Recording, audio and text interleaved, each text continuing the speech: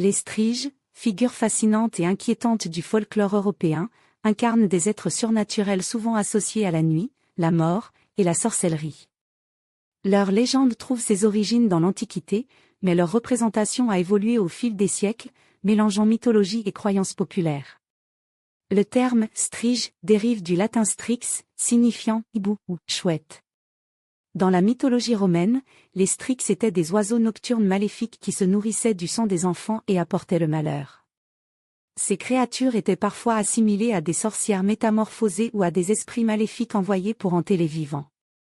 Dans la culture grecque, un lien peut être établi avec les harpies ou les lamies, qui étaient également des figures féminines monstrueuses dotées de griffes et d'une nature prédatrice. Durant le Moyen Âge, les striges prennent une forme plus humaine. Elles sont souvent décrites comme des femmes démoniaques capables de voler et de se transformer en oiseaux pour s'introduire dans les demeures la nuit. Elles étaient accusées de sucer le sang des nourrissons ou de causer des maladies mystérieuses.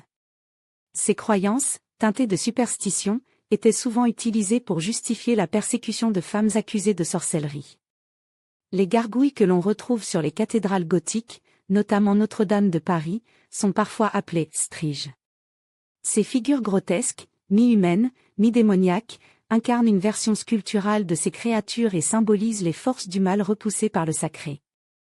Les striges représentent le mélange fascinant entre le sauvage et l'humain, le mystique et le monstrueux.